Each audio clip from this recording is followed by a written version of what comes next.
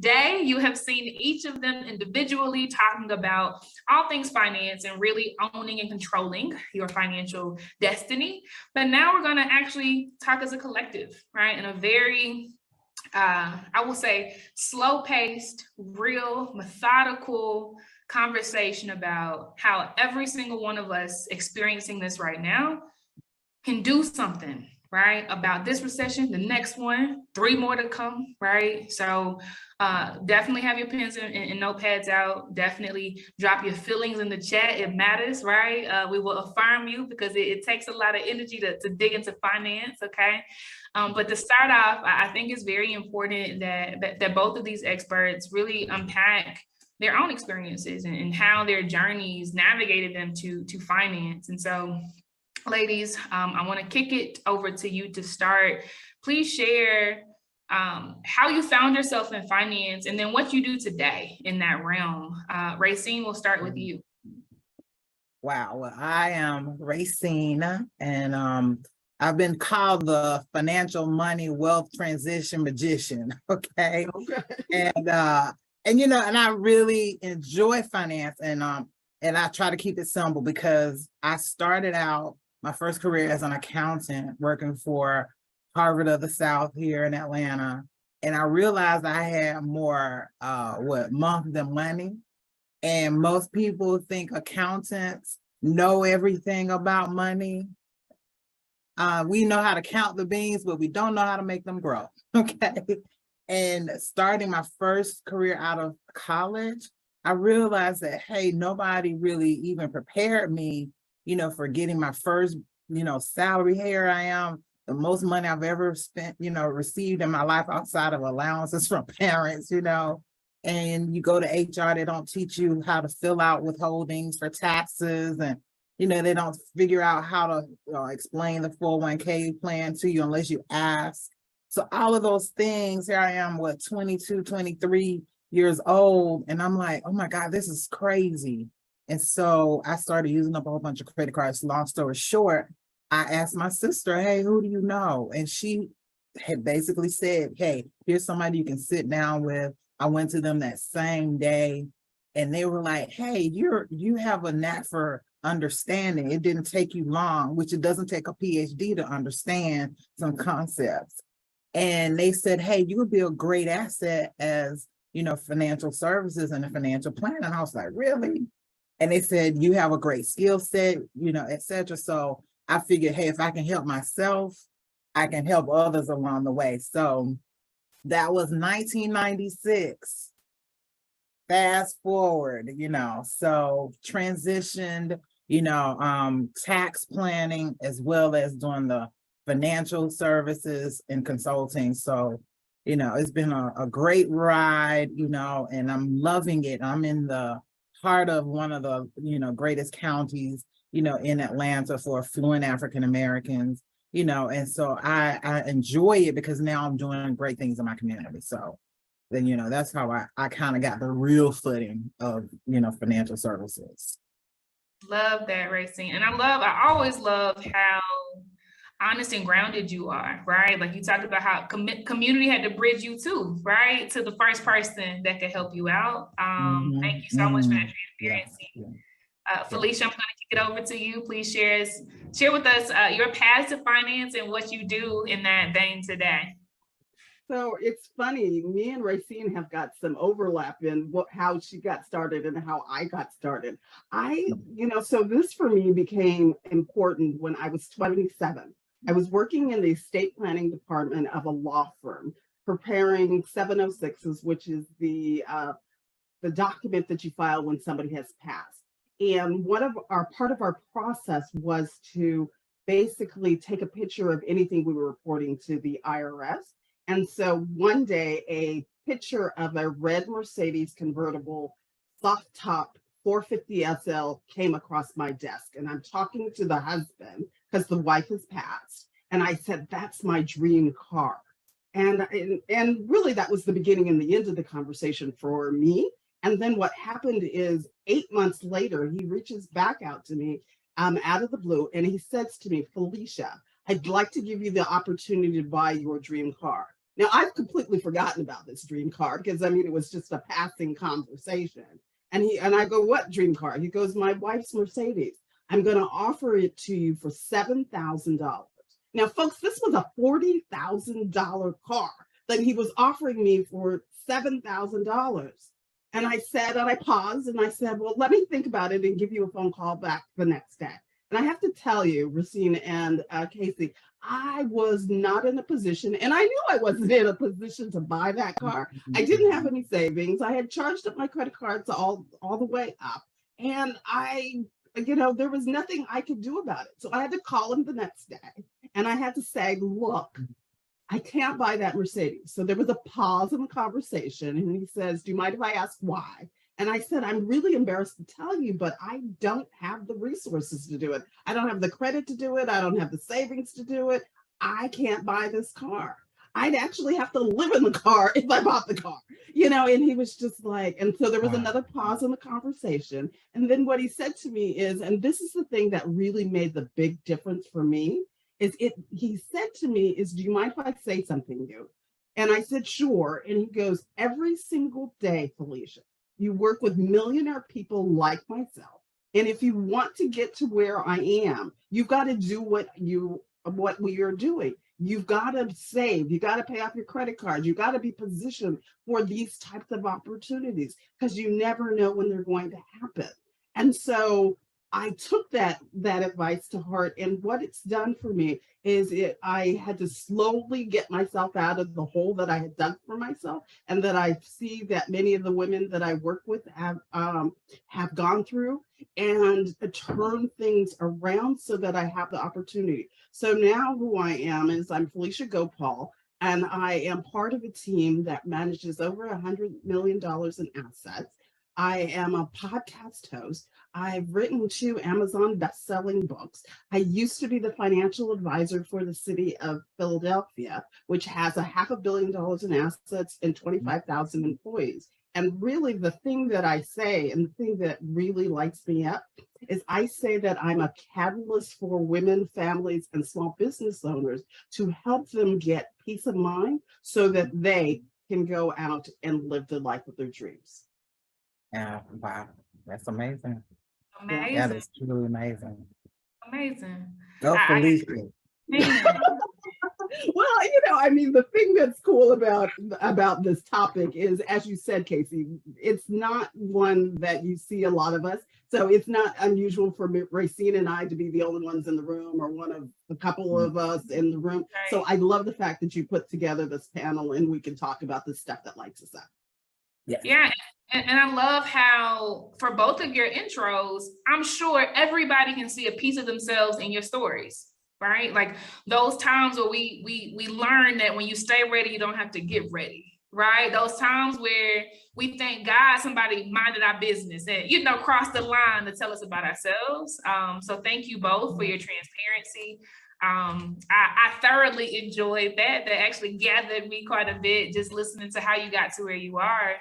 And I just want to dive straight in because there's so much to unpack, right, as it relates to finance. And you ladies have immense knowledge.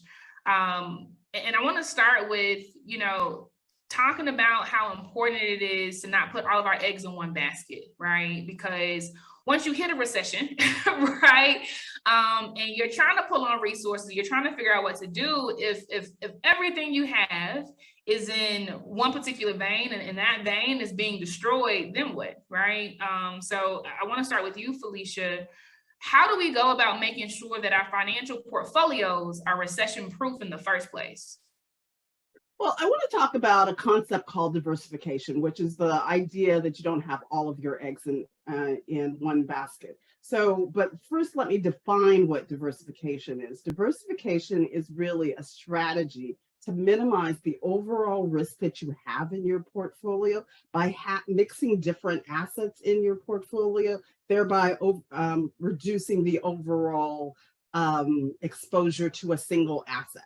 So that's kind of the textbook definition. But what I would say to you is, in general, what happens with a lot of people when I sit down, and probably when Racine sits down with them, is they've got lots of different stocks. And so maybe they've got 50 stocks, maybe they've got 100 stocks, maybe they got 500 stocks. It doesn't matter how many stocks they own, and they think that that is diversification. But the thing that I have found is they may have all the stocks that represent the same portion of the market. So if the market and that particular category is going up or down, so when it's rising, they're all excited about it, but when it's following, that, you know, they're getting all stressed about that. So that's one thing that you want to do. So you want to definitely own the entire market. So it's broader than just owning an index. You really want to own the entire market. And what I mean by that is you want to own everything that is represented in the market. So the US economy, or the US market, is over 24,000 different stocks. And it would be challenging for a lot of people to buy 24,000 different stocks and be able to represent the US market. So what you would have to do is buy a structured fund that has all of those things in it. So that's one element that you want to have in a proper diversification. The other element you want to have in terms of diversification is you want to have different asset classes in your portfolio. So what that means is you have different segments of the market that would be an asset class, like small caps, value, all that sort of stuff. And there's 21 different asset classes that you would want to have in your portfolio for proper diversification. And you want to make sure that they are dissimilar. So when one goes up, the other one goes down. And if you have those two elements, that's the start of proper diversification. You also want to be globally diversified, not having all of your eggs in the US market, because there's a lot of economies outside of the United States market. So those are some of the elements that I talk about in terms of diversification. And when you are putting together a portfolio that's recession proof, you've got to include all of those sorts of things in your portfolios. So good. Thank you so much, Felicia. And for those who don't, or for the first time hearing this financial lingo, do not be intimidated. Do not be intimidated. Write it down, Google it, right? But what Felicia's talking about is practical to you and I. When Walmart, some of y'all already know what I'm about to say. When it's recessionary time, Walmart stock price goes up because all of a sudden everybody's on a budget, baby, right? And then, maybe your mid-luxury goods, the people who sometimes have it, but sometimes don't, those go down, right? This impacts all of us. So the names you shop with today are the very stocks that you can buy, right? And think about those swings. Racine, do you have anything else you'd like to add about kind of making sure that your portfolio is recession proof? Yeah, Felicia hit the nail on the head. And, I always make sure when I'm talking to my clients, especially for those who've never invested before, and I teach them a couple of rules, but one of the things I always have them to make sure they have 3 separate accounts anyway. First, they should have their emergency fund. Typically, if it's a year or less of needs, 6 to 8 months of their salary.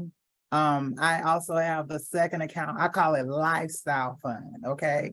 This is your fund. It's still, short term, maybe less than 3 years. That's, going on trips, fixing the car, buying your car, weddings.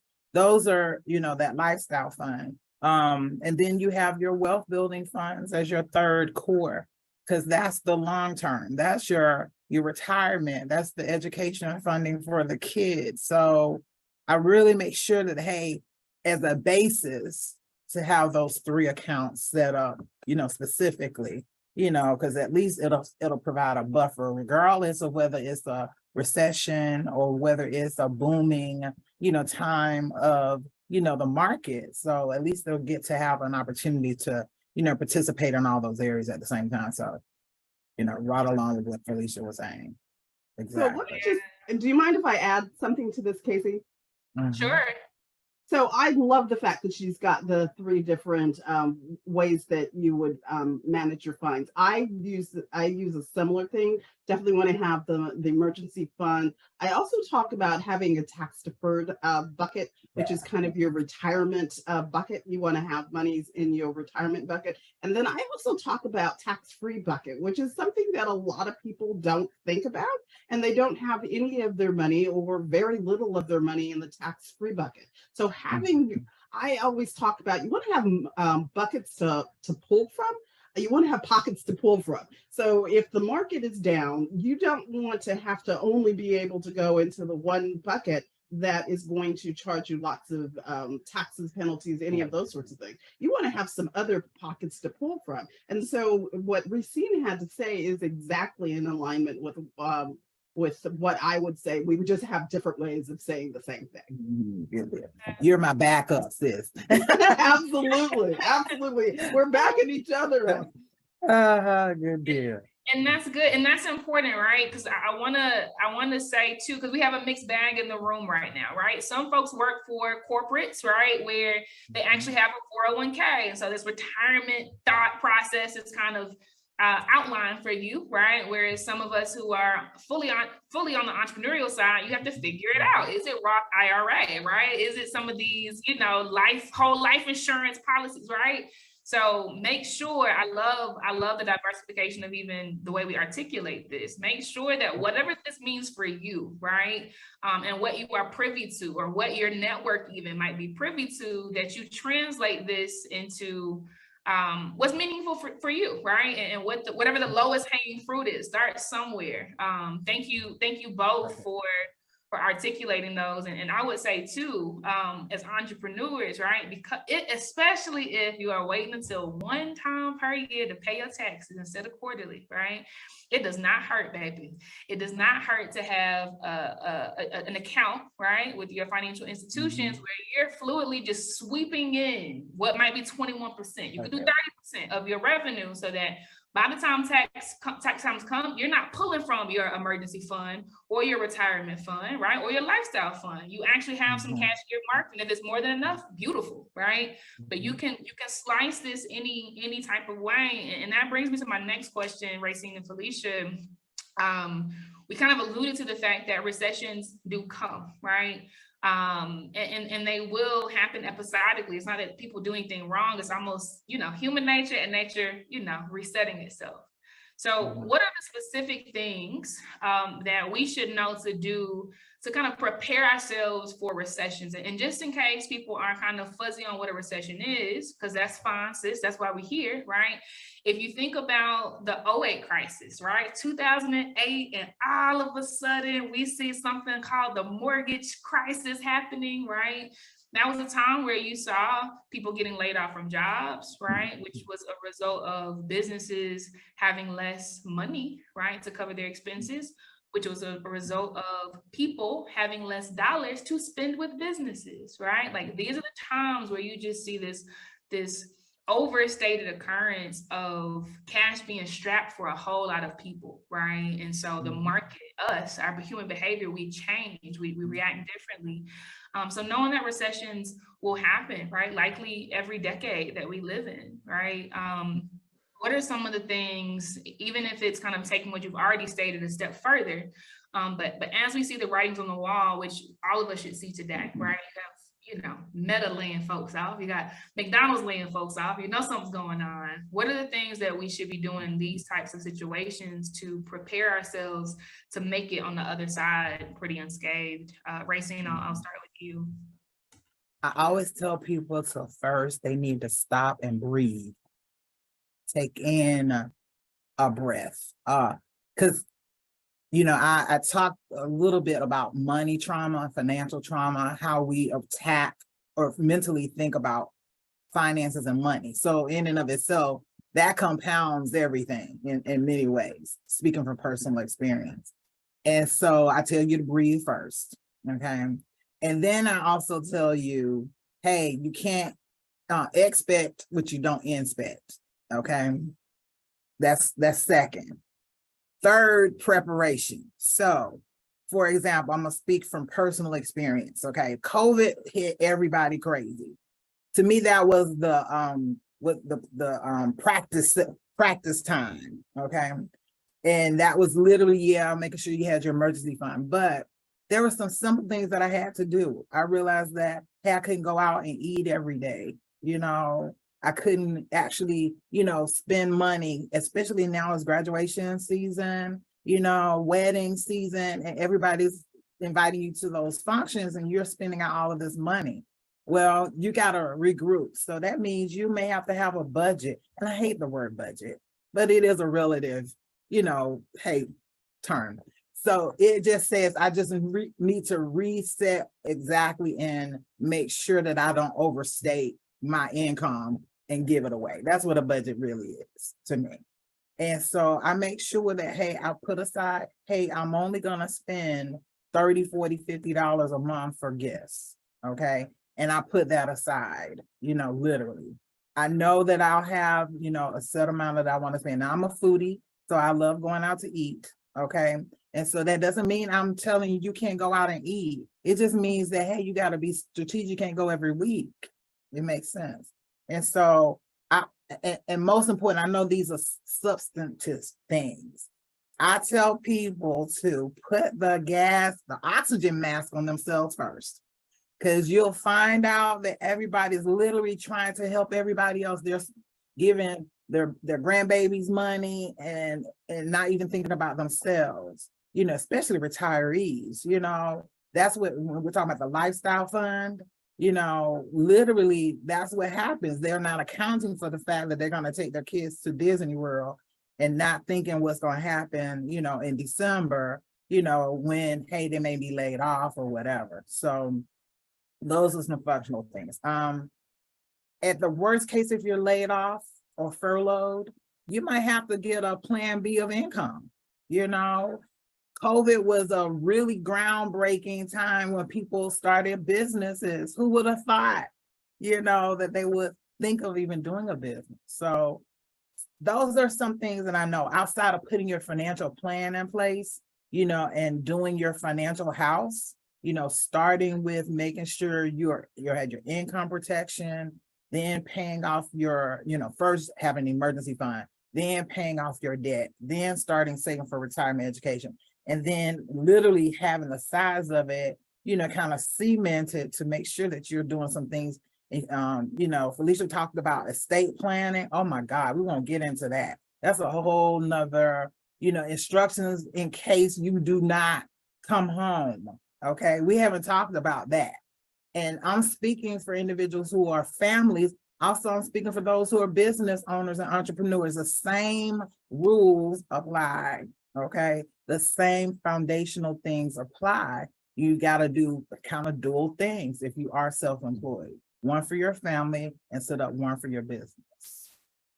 So good. Again, you're making it plain. And if this is edifying, if anybody that's listening, drop a 1 in the chat right now. You are not alone. I am one person who is just in love with this. It's the low-hanging fruit for me. Felicia, what would you add to that in terms of preparing, right, for recessions that we know are just going to come? So what I've just come to realize is that I have a sister from another mother over in Atlanta. Over there, she keeps talking about what I would be talking about. So I mean, I would just kind of piggyback on what she said, but I'm gonna just kind of break it out and just talk about the investment piece to it, which is also something that you understand. And there's really 2 things that I want you to realize on the investment side of the equation, because oftentimes that's how we foster and grow our businesses, by investing back into it. So there is an emotional side to being an investor. And there's actually a science to being for handling the emotions. So Racina and I could probably have a conversation about how we have put together the best plan that we know how to offer. And then the client starts thinking about whatever, or somebody is in their ear talking to them about whatever, and their emotions get into it, and then they go in a completely different way. So there's the whole emotions part of it. And we've got an academic board of directors that includes David Eagleman, who does The Brain on Netflix. And so we've got people who are savvy and knowledgeable about the science of human behavior and its impact on investing. And then we also have the academic side of it. We've got Markowitz, who won the Nobel Prize for his theories, and we include the science of it. So it's the combination of those 2 things that are really important in order for you to get to the long-term investment results that you're looking for. So I would say that those are the 2 things that I would I would double tap that supports what Racine just had to say. Love that. Thank you so much, Felicia. Thank you both. And speaking directly to entrepreneurs, you know, I want to give you the game on what happens inside of ivory towers for multi-billion-dollar deals, right? So back when I was a banker, right, I was structuring multi-billion-dollar loans for tech companies who would come and say, Casey, I want literally, they could be cash burn. Uber is one of them, right? I want $3 billion, a line of credit to pull on. And my response to them was always, okay, show me your projections in a stress case scenario. Because I wanted to see, without me telling them what I wanted to see, I wanted to see how they were going to behave, what their forecast showed in their decision-making if things hit the fan, right? If a recession happened, if all of a sudden something happened, let's use Airbnb for an example. If something happens where people can't stay in these houses, you think they're just gonna, you know, gobble up. Specifically with this Airbnb example, their response was, I think it was about $10 billion that they wanted, right? Their response was, I mean, come on, look at us, right? Like hotels are going out of style. Like there's no way that something can happen where people won't have an appetite. If anything, we're gonna keep growing. I still needed the stress test situation, right? Because I needed to see, much like I'm telling you, that management knew how to navigate these environments, right? In a way that allowed them to stay afloat. Long story short, Airbnb stress case projections, they gave me a 5-year projection period, and it actually showed that they were going to cut their marketing budget in half. Smart, love that, love to see that, because that saves cash flow and keeps it inside of the company. They were going to lay off about 20% of their workforce. Hate to say it, but love that. Like you got to keep the, you know, these aspirational folks who are innovating, you got to pull it back. And their stress case showed they could still pay us our money back in a recession, right? They got the money. Now, 2020 came. Guess what happened? Shelter-in-place orders rocked the entire world, and Airbnb had to do something about it. They actually took their marketing budget to zero during this period. And in the summer of 2020, they were the only tech company in Silicon Valley that reported a profit. Wow. Wow. Powerful stuff.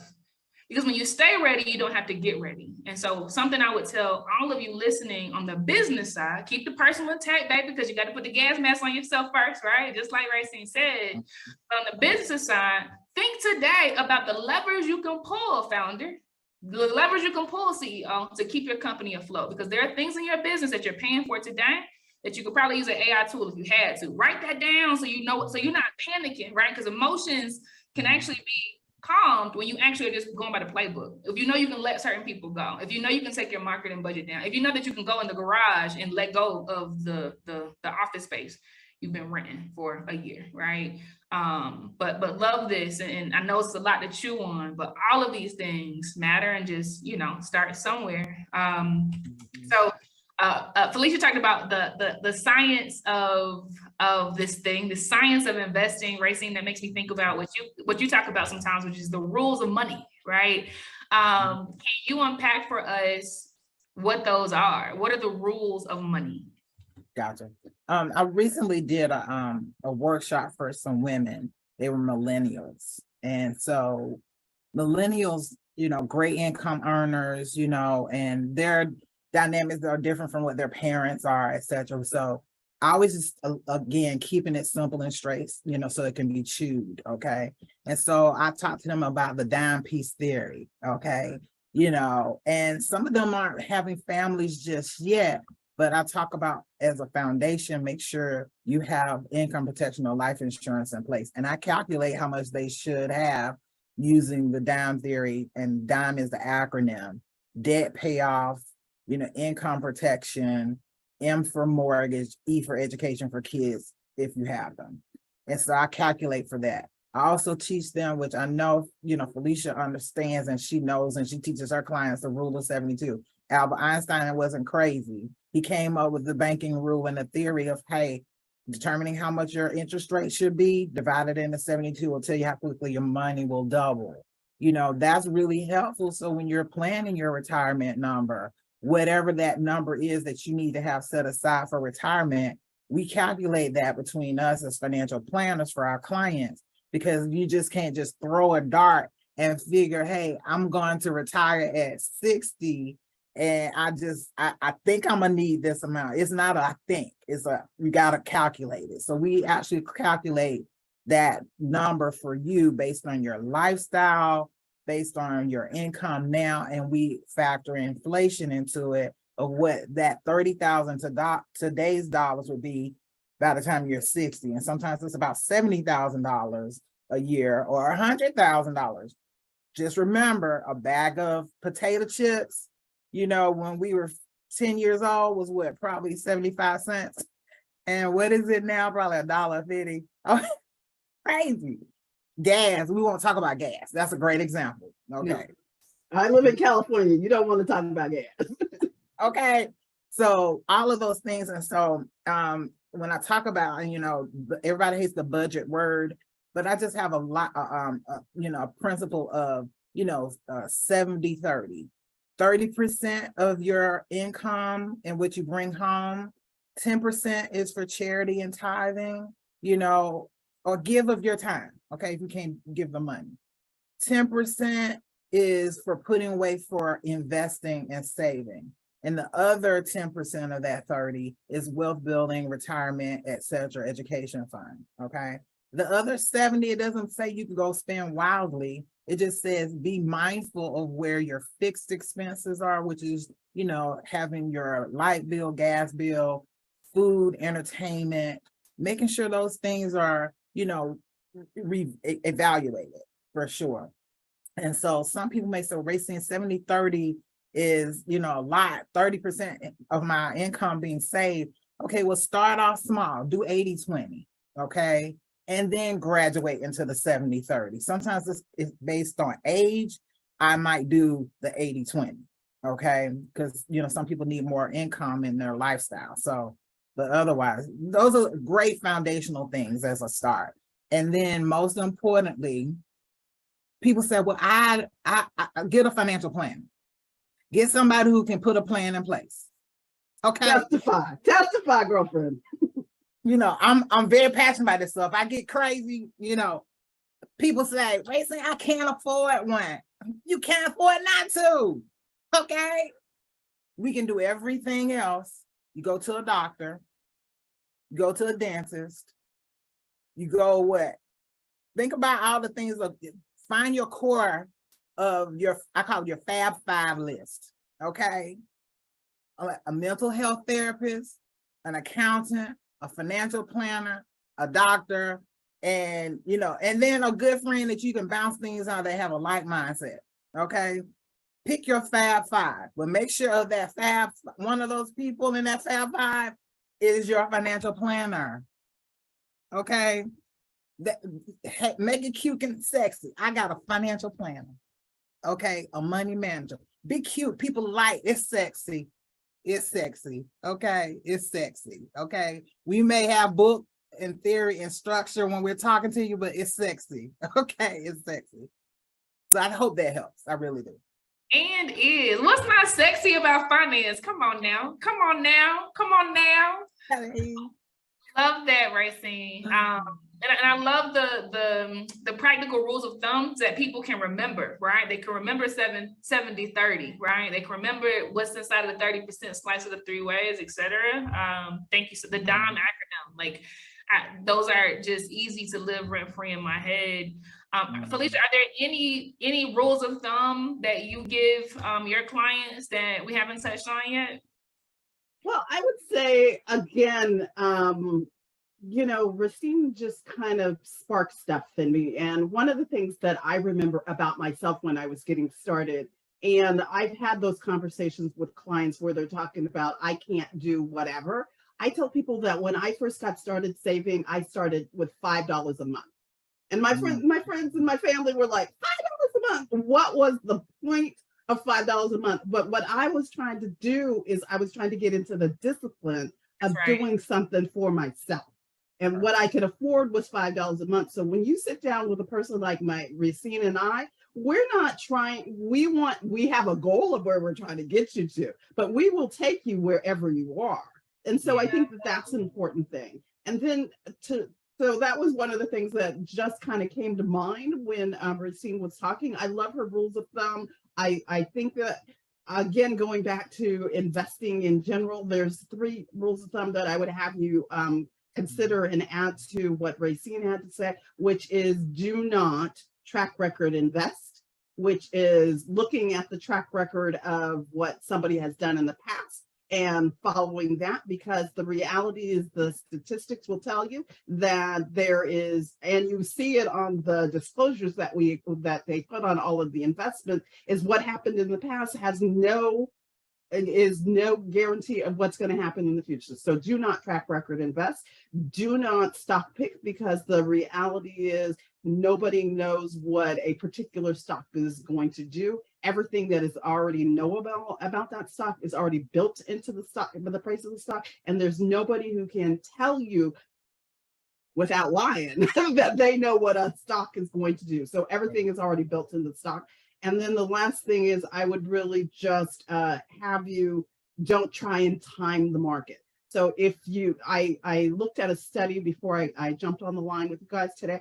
So I was looking at a study that was a 20-year study that was over 5,000 different days in that study over 20 years. And if you were put in $10,000 at the beginning of the study and you went 20 years in the future, your $10,000 had gone up by a factor of 5 to over $50,000. But if you happen to be out of the market on 5 of those days, the returns that you got would drop by about 40%. If you happen to be out of the market by 10 of those days, and I'm talking 10 days over a 20-year period of time, your returns would have dropped by over 50%. And if you had basically missed the top 30 days out of a 30-year period of time, your returns would have been basically flat over that time frame. So that would really be the thing that I would have you do, is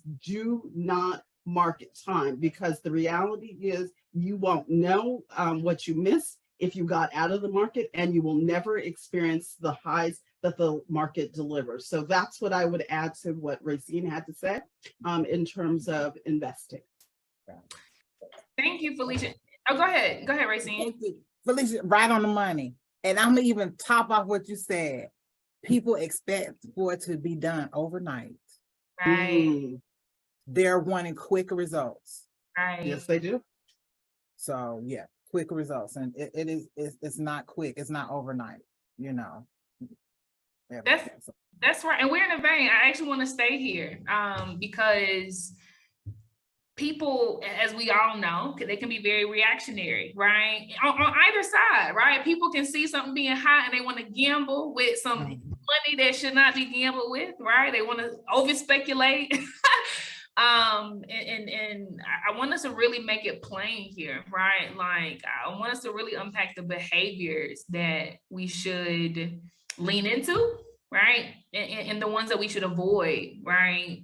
Because even gambling and speculating, that can sound kind of foo-foo in the air, and folks might not know that they're actually doing that, right, in their day-to-day behaviors. Felicia, I'll kick it over to you.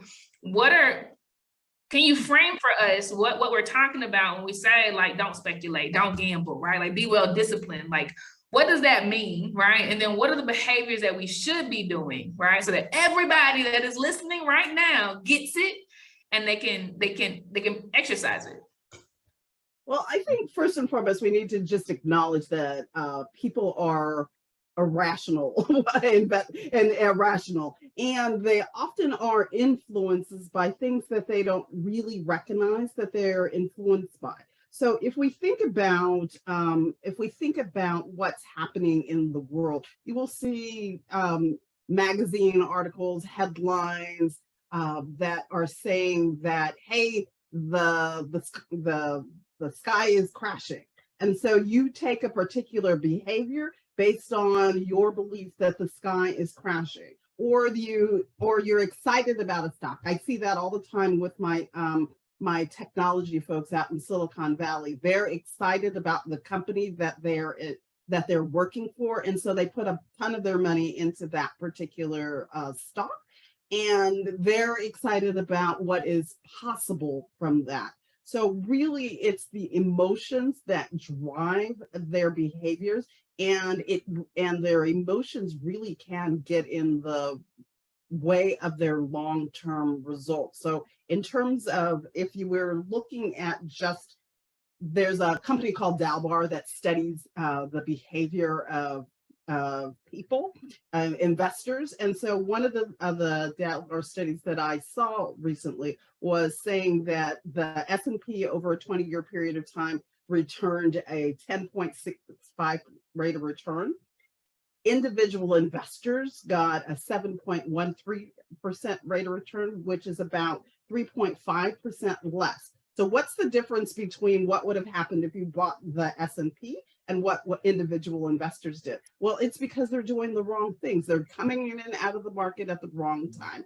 They're letting their emotions drive how they're doing it. It turns out that they end up being in the market on average 4.65 years. So every 4.65 years, they're changing the way that they're doing things. So they're not being disciplined, they're not being diligent, they're not being prudent. And those are all the things that you need to be a good long-term investors. So you don't want to speculate and gamble. You don't want to guess where you think the market is going. That's relying on your feelings, and that will get you into trouble every single time.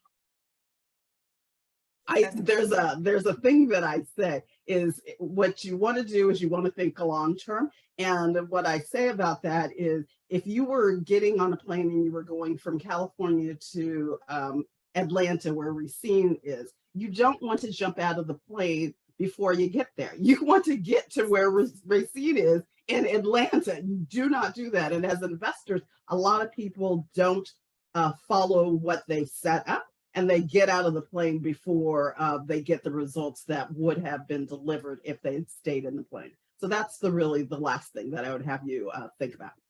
Love that. Beating the recession, and it's as simple as riding it out, waiting. I love that. Racine, anything you want to add onto that? No, I think Felicia hit the nail on the head for that. Just perfect. Stay the course. Just stay the course. Stay the course. Ashe. And so we've been talking a good bit about the stock market, right? Obviously, there are different buckets. You have savings accounts, obviously, you can have retirement accounts, right? But these stock market accounts, brokerage accounts, right? Write that word down. This is where you have more autonomy. It's not necessarily penalties, right? It's kind of on you. If you come out of the market, like Felicia's talking about, like, that's on you. If you get back in, that's on you. I want to double click on that piece a bit, just in case some folks are inspired or already in the market, right? And want to do something a little differently than holding all of their savings in, a 0.01% interest bearing savings account in commercial banks today. So Felicia, you said earlier something about, the price is already baked in. Right? Like the value is already there. Like what you see is already incorporating all these factors. And what you're talking about, right, is the fact that some people kind of squint at stuff and like, oh, they don't know. It's about to, it's about to move, right? Just in a primer way so that anybody can understand this. One, what do you mean when you say that the price is already baked in, right? And then number two, are there ever times where some folks might see are there ever exceptions to the rule, right? Like, are there ever times where some folks might be able to see something that the stock market is not picking up there? Just kind of hitting both of those sides. So that's a great question. And I'd say that there's really two views of investing out there in the world. There's the one view of investing, which is that markets are efficient, and there are people out there who know something that the rest of us don't know, that they'll be able to leverage so that they can go ahead and take advantage of the mispricing in the market, and they can make a difference. So that's kind of one view of the world, that the market is efficient.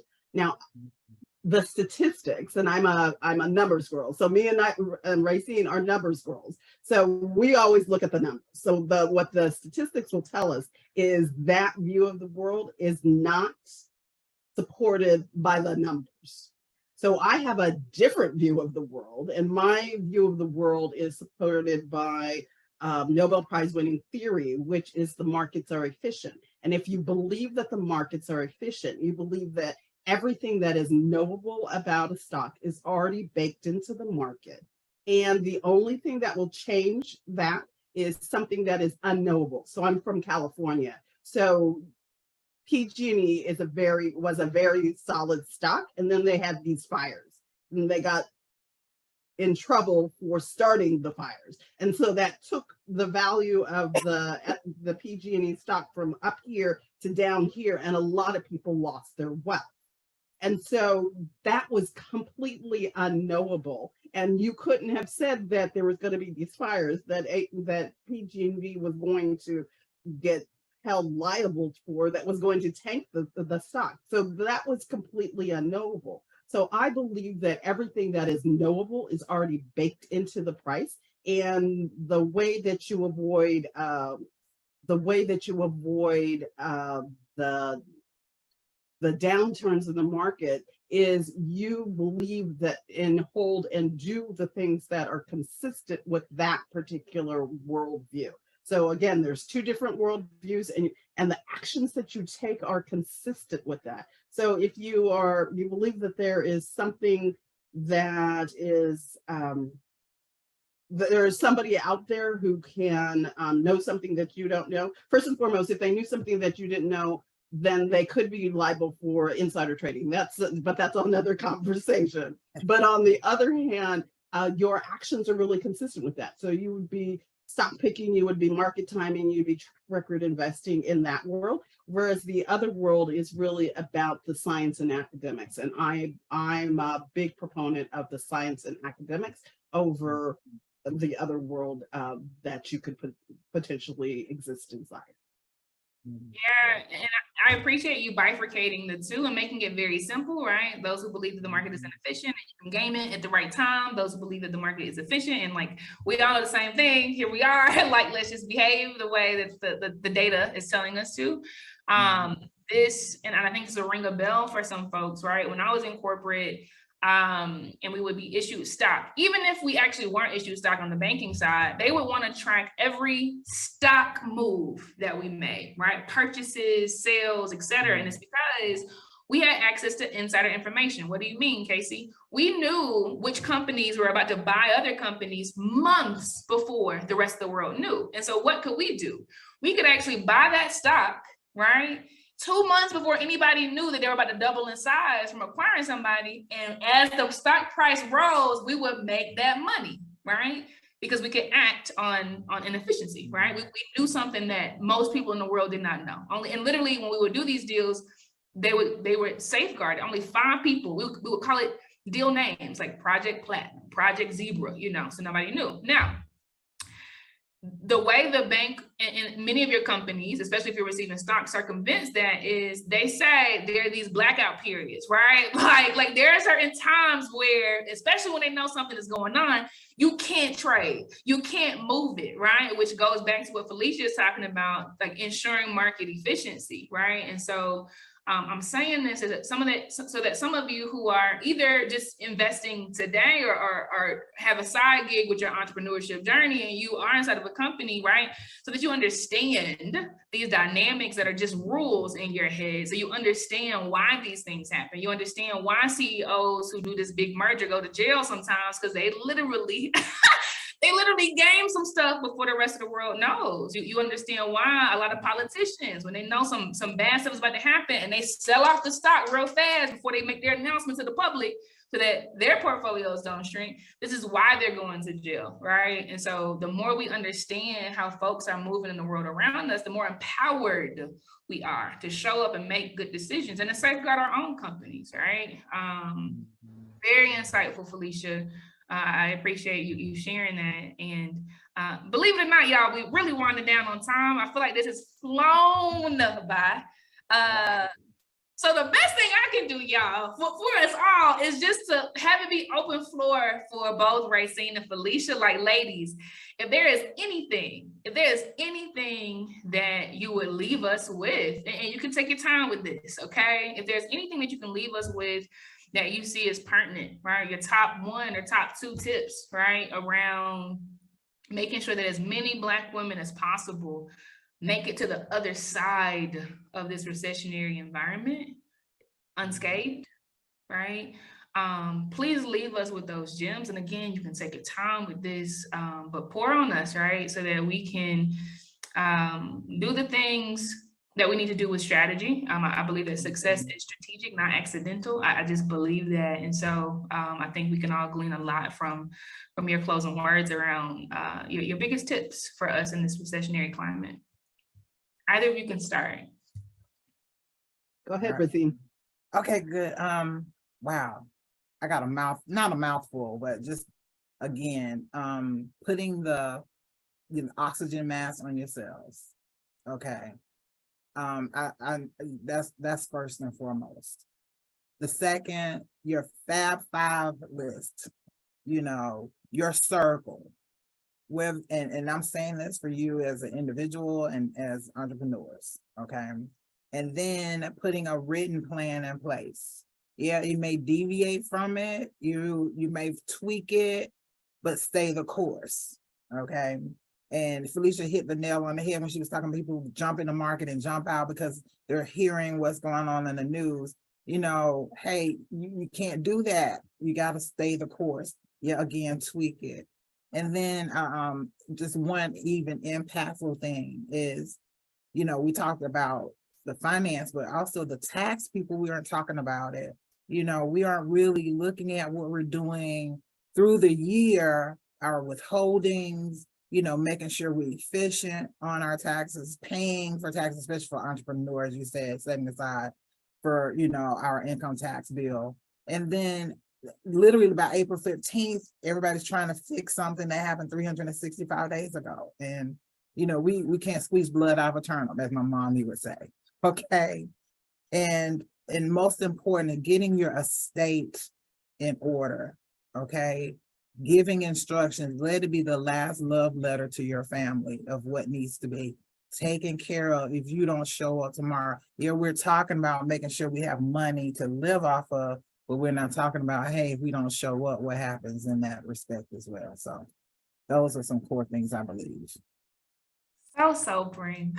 I'm gonna let some silence rest on y'all because I know y'all are saying some woo after that, but that's like big sis talking, let that sink in, write it down, make some action plans. Love that. Felicia, what about you? And again, you can take your time with it. We are all ears. What are the final tips you would leave us with? Well, I'm gonna add to what Racine said, and I would say that really the thing that will make the biggest difference for you is to stay disciplined and to work with a coach. So Racine talked about having the Fab Five and one of them being a financial advisor. I want to double click on that because what a financial advisor who is a coach can do for you is they can keep you in the game so that you long enough to win. I was watching a video of Michael Phelps talking about the success that he's had over his career. And he talks about the fact that he would have never been able to do what he's been able to do without a coach, because the coach will take you from where you are to where you want to go. They're going to see he talked about the fact that his coach saw every stroke he ever made in the pool and could make the appropriate adjustments and could tell him the appropriate adjustments that he needed to do in order to get to the level of success that you have. So definitely what I would have you consider and be my final takeaway is get a coach on your team that has a worldview that's in alignment with your worldview and can take you from where you are to where you want to be. And that's the benefit of working with a person like Racine or I, because we will see what you don't see, and we will make tweaks along the way that will get you to the goal that you want. So the thing that I think is important is the people who are coming to this conference and listening to what we have to say are up to something. They have a purpose. They have something that they decided to bet on themselves, and they want to get the results that come from betting for themselves. So work with somebody. This is not one of the, I tell the story about my daughter who when she was 2 used to say, I do it myself. This is not one of those things that you want to do yourself. This is something you want to do in partnership with other people. So get your 5-5, include somebody like Racine and I on your team, and get the coaching that you need to get to the result that you want, because you guys are up to big things and we can't wait to see it. So good. Safe spaces over everything. It should feel like home, just like this. And we have 2 women that have poured into us, and they have made it feel like home, which is miraculous for people in our shoes, man, right? We remember how on the first of the month it was tight in the house. We didn't understand why. They didn't talk to us about money, but we knew it was tight, right? This is how we would heal our relationships with money, right? And so Racine and Felicia, I want you to tell us all of the ways in which we can go ahead and get on your calendar and on your newsletter and up in your face. Because we need it. We need it. Racine, what are the handles, websites, etc. that everyone should know about to find you? All right. You can find me at www.racine.reichard.com, and Instagram is Racine_Reichard, and Facebook group is Dream Team for Facebook. Reichard Dream Team, I'm sorry. On Facebook. So definitely, and definitely hit us up. We're 800, we're in multiple states, so it's not too many places that we're not certified. So wherever you are, we can take care of you as well. Amazing. Over to you, Felicia. Where can we find you? So I am everywhere at Felicia Gopal. Gopal is spelled Gopaul. Felicia Gopal. I'm on Facebook, LinkedIn, Instagram, everywhere at Felicia Gopal. But what I'd also like to invite your people to do is use my URL chatwithfelicia.com/blaze. And I have got, and I'm willing and open to talking with anybody who reaches out to me through that medium. Beautiful, beautiful, beautiful. I'm going to give y'all a chance to go ahead and hit the emojis, hit the, I see it. I see them floating. Okay. Hit the hearts, hit the claps, hit the confetti. Ladies, I have to give you your flowers. People talk about Warren Buffett, but all I see is you. They talk about Donald Trump, but I'm getting teary. All I see is you. You have brilliantly and lovingly navigated us through some of the most difficult conversations of our lifetime. We're disenfranchised. They've made sure that not many of us understand how to articulate these words. And here you are pouring into us so generously. And I thank you for that. I've given y'all some time to give y'all love in the chat and emojis on the screen too. I honor you both, and I wish you so much success in the journey ahead. We stand on your shoulders today, for sure. So thank you so much. Enjoyed it. Thank you. Thank you. So much fun. All right, y'all. Racine, say hi to Mom. Okay, I will. Sister. Love it. All right, y'all. Enjoy the rest of this day. We're at day 5. It is almost over. And right now we are kicking it straight to the Blaze Business Awards, where 10 business owners across 10 different categories are going to be knighted with the best in business for 2023. Y'all show up and definitely keep the energy high. Love and light. Bye-bye. All right, y'all. That's it. That is all of the learning for the Blaze Virtual Summit Summer 2023. History once again was made because it ain't never ever felt like this, and it feels so good. I could not have fathomed a better ending. I could not have fathomed a better ending. Learning is over. Okay, this is officially done, and we supposed to go on to the Blaze Business Awards, okay? But I just need y'all to give so much love to Racine and Felicia. Just real quick, we do not have time to do no Q&A now, okay? We don't now. But just give them some love real quick. Let them see it, let them feel it, because I mean that people keep telling us about these people that don't look like us, but all I see are these two women.